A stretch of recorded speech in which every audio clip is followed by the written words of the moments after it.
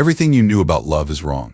Yeah, you heard me right. Most of what we've been taught about love and relationships is completely upside down. The idea that we need to chase love, beg for attention, or constantly reshape ourselves to fit into someone else's ideal. It's not just wrong, it's actually hurting us. But don't worry, today, we're going to break down why that is and what the ancient philosophy of Stoicism can teach us about finding true, fulfilling love without sacrificing our dignity. So, grab a cup of coffee, get comfy, and let's dive into a perspective on love that just might change your life. All right, let's be honest here.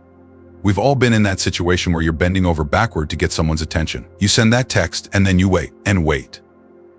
And then you start questioning yourself. Did I say something wrong? Should I have done something differently? Maybe I should try harder, be more available, more accommodating. Sound familiar? But here's the thing. The more you try to chase that elusive attention, the more it slips away. Why? Because love, my friend, isn't something you can chase. It's not a prize you can win by proving you're worthy. And that's where the wisdom of Stoicism comes in, offering us a whole new way to approach love and relationships. So, let's dig into what the Stoics have to say about love. And trust me, by the end of this video, you'll see why begging for love is the worst thing you can do. 1. The Stoic perspective on love, it's all about virtue. First off, let's get one thing straight.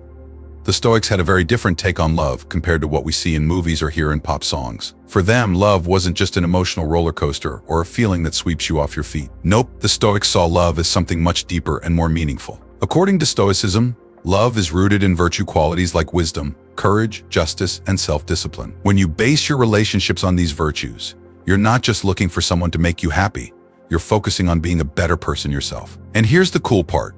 When you live by these virtues, you naturally attract people who appreciate and share those same values. It's like sending out a beacon to the kind of love that's healthy, balanced, and real. Think about it this way. If you're constantly trying to prove your worth to someone else, you're actually doing the opposite of what the Stoics would advise. Instead of chasing after love, focus on living virtuously. When you do, love won't be something you need to beg for, it'll be something that finds you naturally. I want to hear from you. Have you ever tried to change yourself to fit someone else's idea of the perfect partner? How did that work out for you? Share your stories in the comments, let's get a conversation going. 2.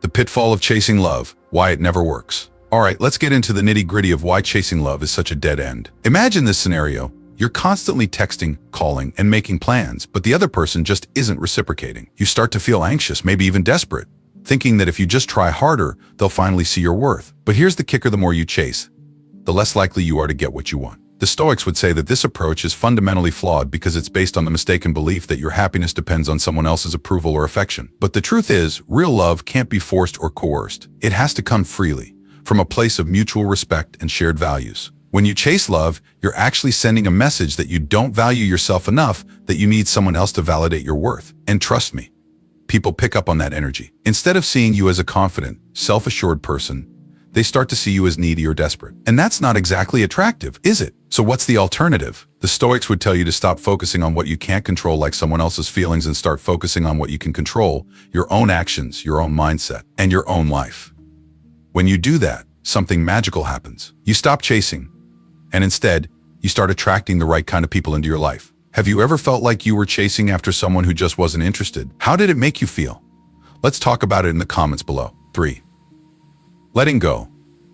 The ultimate power move. Now, let's talk about one of the hardest things to do when it comes to love, letting go. It's easy to say, just move on, but we all know it's not that simple. The fear of being alone, the fear of never finding someone else, it can be paralyzing. But here's where Stoic wisdom can really change the game. The Stoics believed in something called amor fati, which means love of fate. It's the idea that everything that happens for a reason, and it's our job to embrace it, not fight it. So when someone isn't reciprocating your feelings, instead of seeing it as a personal failure, the Stoics would encourage you to see it as a natural part of life, something that's happening for your ultimate good. Letting go, then, isn't about giving up or admitting defeat. It's about accepting reality as it is, not as you wish it to be. And here's the surprising part.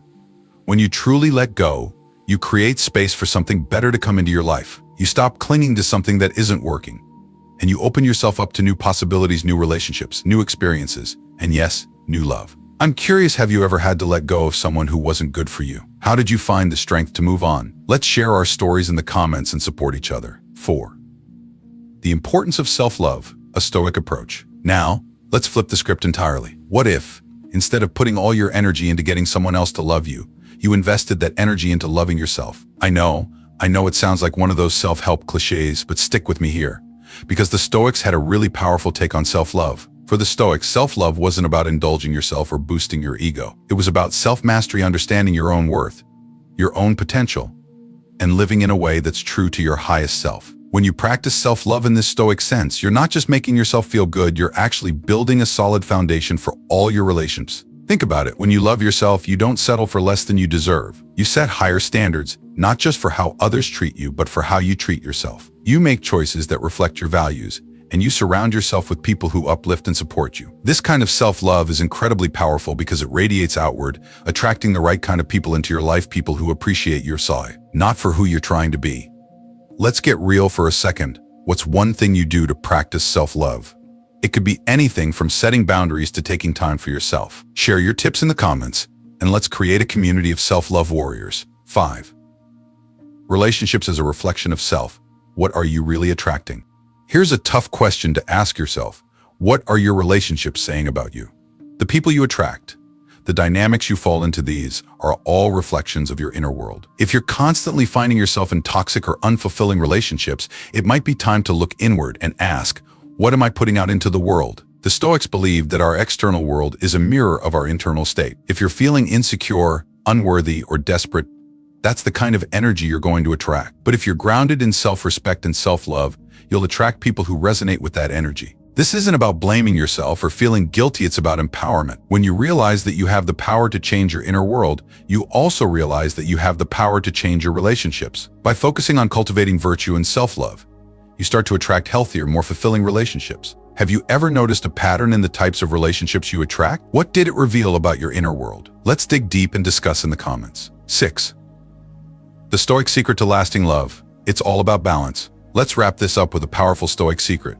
Lasting love isn't about passion, drama, or intensity, it's about balance. The Stoics believe that moderation in all things leads to a more fulfilling life, and love is no exception. In a relationship, this means finding a balance between giving and receiving, between independence and togetherness. It's about being your own person while also being a supportive partner. When you strike this balance, you create a relationship that's not just passionate, but also stable, resilient, and long-lasting. This balanced approach to love isn't always easy. It requires self-awareness, communication, and a commitment to personal growth, but the rewards are worth it.